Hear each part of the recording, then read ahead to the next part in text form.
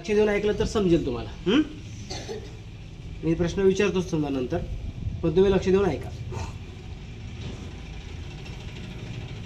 एक गाव होतं आणि एका गावामध्ये भरपूर लोक राहत होती.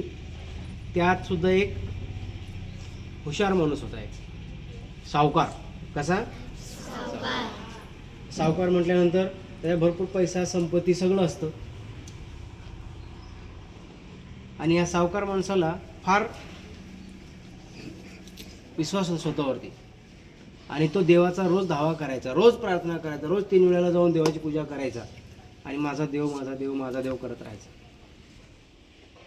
भावार्थ. मग त्या गावामध्ये एक वर्षी काय झालं, नदी होती, त्या नदीला खूप पूर आला. नदीला खूप पूर आला आणि मग सगळे गावकरी विचार करायला लागले की पूर वाढत चालला आहे, जर असा पूर वाढत राहिला तर आपण एक दिवशी पुरात पूर्ण गाव वाहून जाईल.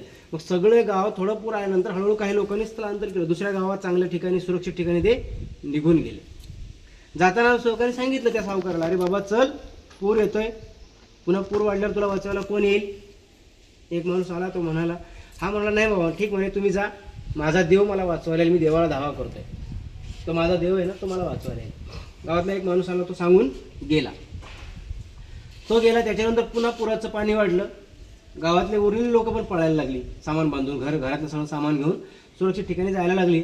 त्यातला एक शहाणा माणूस आला आणि तो त्याला म्हणाला, अरे बाबा इथं काय बसलाय वेड्यासारखा झाडाखाली, पूर आलाय गावात, गाव पुरात चाललाय वाहून, सगळी लोक गेली, तुला धोका होईल, वाहून जाशील, चल आमच्यासोबत.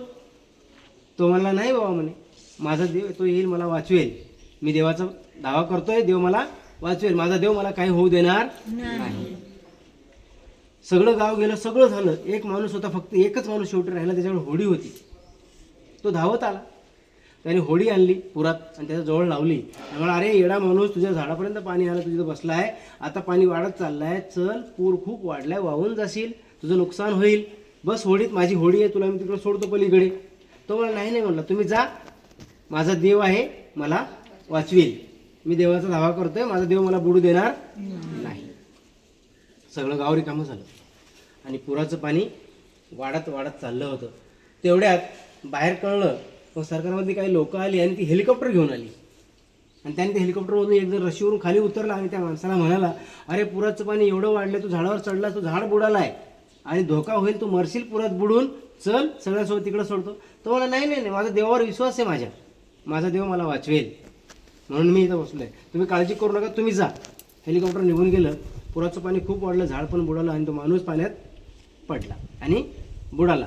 बुडून तो माणूस मेला. मेल्यावर जेव्हा तो वर गेला देवाकडे, ते त्याने देवाजवळ समोर जाऊन हात जोडून विचारलं, देवा म्हणे, मी तुमची एवढी भक्ती केली, एवढी पूजा केली, एवढी अर्चा केली, एवढं सगळं तुमच्यावर विश्वास ठेवला, माझ्या मनात कायम 24 तास तुम्हीच होते म्हणे, दुसरा कोणीच नव्हता, तरीही पूर आला त्यावेळेला तुम्ही मला वाचवायला नाही आले म्हणे. मी तुमचा एवढा धावा करत बसलो होतो, सगळ्या लोकांना सांगितलं की माझा देव आहे, तो मला काही होऊ देणार नाही, तुम्ही मला वाचवायला नाही आले. देव म्हणला, बालक तुझं बरोबर आहे, तू धावा करत होता, मला बोलवत होता आणि मी सुद्धा तुझं ऐकत होतो, मी तुझं सगळं ऐकून घेतलं, मी तुझ्याकडे 4 वेळा आलो. किती वेळा? 4. पहिला गावातल्या लोकांच्या रूपात आलो, तुला म्हटलं मी चल, तू आला नाही. दुसऱ्यांदा मी एका शेतकऱ्याच्या रूपात आलो, तुला म्हटलं चल, तू आला नाही. तिसऱ्यांदा मी एक होडी घेऊन आलो, तुला म्हटलं चल, तू आला नाही.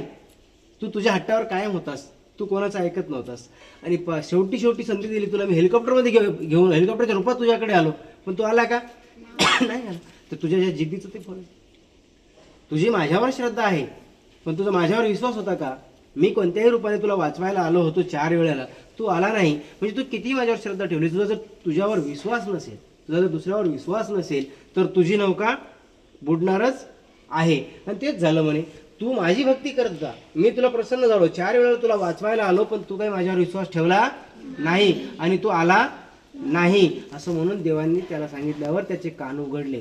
म्हणजे आयुष्यात आपण किती धावा करा, किती पूजा अर्चा करा, किती प्रार्थना करा, पण तुम्हाला जर तुमच्यावर किंवा त्या गोष्टीवर विश्वास नसेल, तर तुम्हाला संकटात कोणी वाचवायला येणार नाही. आलेल्या माणसाला जर तुम्ही त्याचं आदर करत नसाल, ते ओळखत नसाल, तर तुम्हाला वाचवणाऱ्या जगात कोणीच नाही. असं करून तो माणूस वाहून मेला. समजली गोष्ट? हो. कसा मेला माणूस तो? पाण्यात वाहून मेला. का वाहून मेला बरं? कारण त्याने त्याच्या हट्टावर तो पेटला होता. 4 वेळेला त्याला वाचवायला लोक आली, बरोबर, पण तो गेला का? नाही. तो त्याच्या हट्टावर पेटला होता. त्यांच्यावर त्याचा विश्वास नव्हता, त्याचा स्वतःवरही विश्वास नव्हता, देवावर विश्वास होता. पण देवाने त्याला अनेक रूपातून मदत करण्याचा प्रयत्न केला, पण त्याने ती मदत घेतली नाही, म्हणून तो माणूस वाहून गेला. धन्यवाद.